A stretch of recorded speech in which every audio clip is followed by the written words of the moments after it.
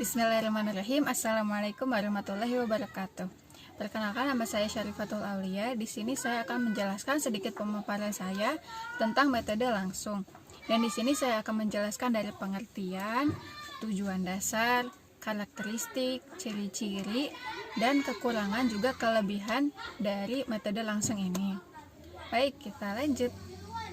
Nah, baik, yang pertama saya akan menjelaskan tentang pengertian thoriqah mubasyarah atau metode langsung ini.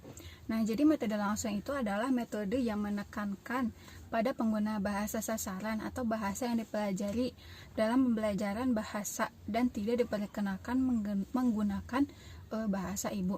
Jadi metode ini itu caranya itu dengan menyajikan materi dengan cara di mana guru langsung menggunakan bahasa asing tersebut ya sebagai bahasa pengantar tanpa menggunakan bahasa anak sedikit pun, anak didik ya maksudnya itu. Jadi nggak pakai bahasa ibu, nggak pakai bahasa pengantar. Nah, di mana si anaknya atau siswanya itu ada kata yang sulit, maka guru akan mengartikannya itu atau menerjemahkannya itu dengan berbagai cara, berbagai metode gitu ya, seperti sinonim, persamaan dari bahasa Arab tersebut ataupun dari media-media seperti gambar atau peraga yang lainnya seperti itu.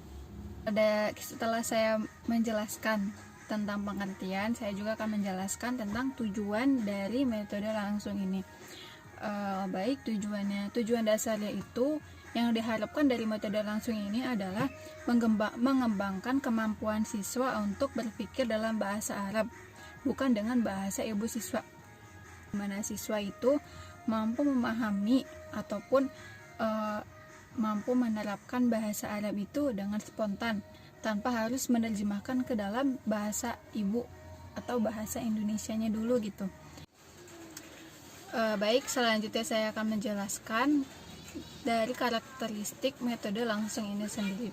Ada banyak karakteristik mungkin ya, cuman yang saya pahami atau yang saya ketahui mungkin cuma sedikit. Diantaranya yaitu lebih mengedepankan aspek ujaran suatu bahasa ketimbang aspek tertulis.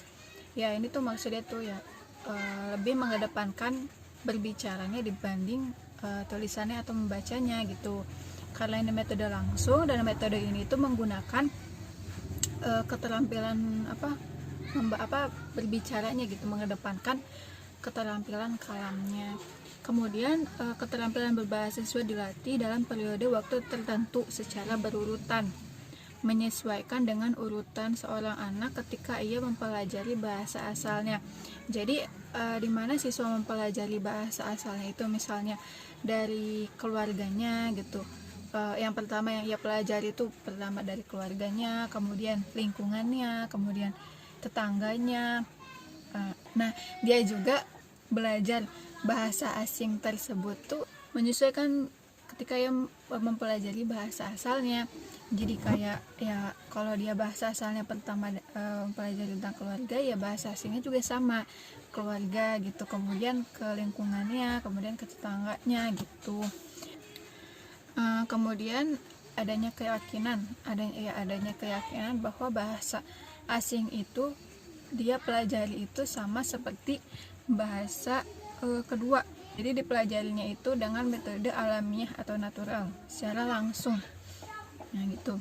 Kemudian karakteristik yang selanjutnya itu memandang bahwa metode ini itu sebagai learning method, bukan teacher method. Karena kalau teaching method itu ya lebih aktif gurunya atau teachernya ya daripada siswanya. Kan kalau di sini learning method yaitu menekankan pada keaktifan siswa dalam memperoleh pengalaman barunya sendiri. Dengan kata lain, siswa ditekankan untuk mampu mempelajari bahasa sasaran secara mandiri dan langsung. Jadi karena ini di kelasnya juga gurunya juga menggunakan bahasa penuturnya juga menggunakan bahasa asing, jadi anak juga harus mampu belajar bahasa penuturnya itu, bahasa asingnya itu dengan sendiri, tapi dengan juga dipraktekkan di dalam kelas. Jadi dia paham mandiri, paham langsung gitu ya dari gurunya juga dari lingkungan kelasnya gitu. Kemudian menekankan pada pembelajaran kosakata dan kalimat-kalimat yang sering ditemukan di sekitar siswa dengan mengambil prinsip mengatakan here and now, di sini dan saat ini. Nah, maksud dari di sini dan saat ini itu jadi siswa itu belajar bahasa asingnya itu dengan cara metode here and now, di sini dan sekarang. Di sini itu maksudnya dengan lingkungannya, dan sekarang itu dengan bagaimana ia di kehidupan sehari-harinya, seperti itu. Saya akan menjelaskan juga tentang ciri-ciri dari metode langsung. Nah, dari referensi yang saya dapat, yang pertama itu adalah memprioritaskan keterampilan berbicara sebagai ganti dari keterampilan membaca, menulis, dan menerjemahkan. Jadi emang mengedepankan keterampilan kalamnya, berbicaranya gitu ya, dibandingkan menulis, membaca, dan menerjemahkan. Kemudian ciri yang kedua yaitu menjauhi dan menganggap tidak perlu menerjemahkan ke dalam bahasa ibu. Dengan kata lain, bahasa ibu itu tidak ada tempat sama sekali. Jadi dalam pembelajarannya juga kan menggunakan bahasa asing ya, bahasa Arab. Jadi guru juga tidak menggunakan bahasa ibu, dan tidak ada tempat sama sekali bagi bahasa ibu. Kemudian ciri yang ketiga adalah menerangkan makna kata atau kalimat yang sulit dengan bahasa Arab lagi melalui berbagai cara. Jadi menerjemahkan kata ataupun kalimatnya itu dengan cara menggunakan sinonim dalam bahasa Arab itu sendiri, atau misalnya dengan suatu kalimat yang mudah bagi siswanya, yang mungkin sering dilakukan di kesehariannya, di lingkungannya gitu, agar siswanya juga dapat pengetahuan baru gitu. Nah, ciri yang selanjutnya itu menggunakan teknik menirukan dan hafalan, di mana peserta didik mengulang-ulang kalimat, lagu-lagu, percakapan yang membantu mereka memantapkan bahasa sasarannya.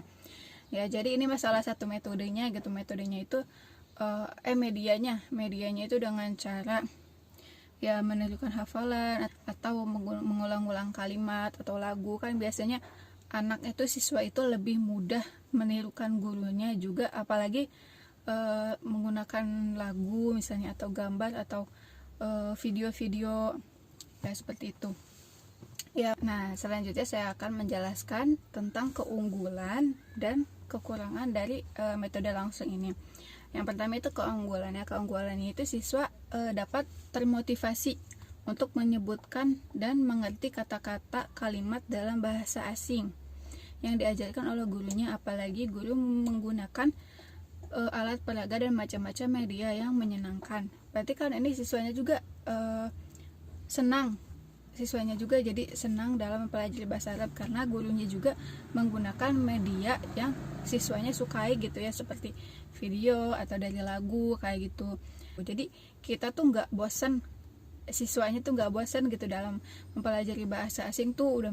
Nah, metode ini biasanya gurunya mula-mula mengajarkan kata-kata dan kalimat sederhana yang dapat dimengerti dan diketahui oleh siswa dalam bahasa sehari-harinya. Jadi kayak misalnya pensil atau bangku, meja, dan lain-lain gitu. Jadi menggunakan kalimat yang emang ada di lingkungannya gitu, yang digunakan dalam sehari-harinya oleh siswa tersebut gitu.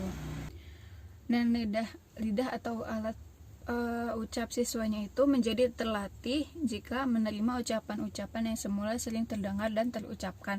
Jadi ya karena gurunya mengajarkan dengan bahasa sehari-hari, bahasa lingkungan siswanya, jadi siswanya juga terlatih dalam sehari-harinya itu terlatih gitu, tahu ini bahasa Arab ini gitu.